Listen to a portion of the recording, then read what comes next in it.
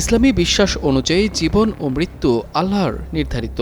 প্রতিটি জীবের মৃত্যু অনিবার্য এবং এর নির্দিষ্ট সময়সীমাও নির্ধারিত, যা সময়ের আগে বা পরে হওয়ার কোনো সুযোগ নেই। তবে বজ্রাঘাতে মৃত্যুকে অনেকেই আল্লাহর গজব বা অভিশপ্ত মৃত্যু হিসেবে ব্যাখ্যা করেন, যা সম্পূর্ণ কুসংস্কার ও ভিত্তিহীন। ইসলামী চিন্তাবিদ ও আলেমদের মতে বজ্রাঘাতে মৃত্যুবরণকারীদের গজবপ্রাপ্ত মনে করা অত্যন্ত ভুল ও একটি জঘন্য ধারণা। শরীয়তে কোথাও এমন মৃত্যুকে অভিশপ্ত বলা হয়নি। বাংলাদেশের প্রথম 5D AI ইনভার্টার যুক্ত সর্বোচ্চ বিদ্যুৎ সাশ্রয়ী যমুনা এয়ার কন্ডিশনার। বরং মুমিন ব্যক্তির জন্য এই আকস্মিক মৃত্যু আল্লাহর পক্ষ থেকে এক ধরনের প্রশান্তি বা মুক্তি হতে পারে।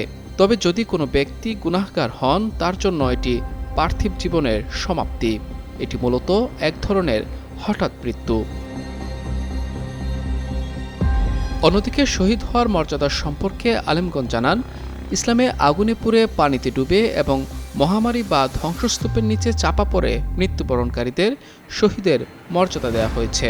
তবে সরাসরি বজ্রাঘাতে মৃত্যুকে শহীদের মর্যাদা দেয়া না হলেও যদি বজ্রপাতের ফলে অগ্নিকাণ্ডে পুড়ে কারো মৃত্যু হয়, তবে তিনি আগুনে পুড়ে মৃত্যুবরণকারীর সমমর্যাদা অর্থাৎ শহীদের মর্যাদা পেতে পারেন, কারণ ইসলামে আগুনে পুড়ে মৃত্যুকে শহীদের মর্যাদা দেওয়া হয়েছে। মূলত বজ্রাঘাতে মৃত্যুকে খারাপ বা গজবের মৃত্যু হিসেবে প্রচার করা থেকে বিরত থাকার আহ্বান জানিয়েছেন বিজ্ঞ আলেমরা। কারণ মৃত্যু নির্ধারণ করেন মহান আল্লাহ।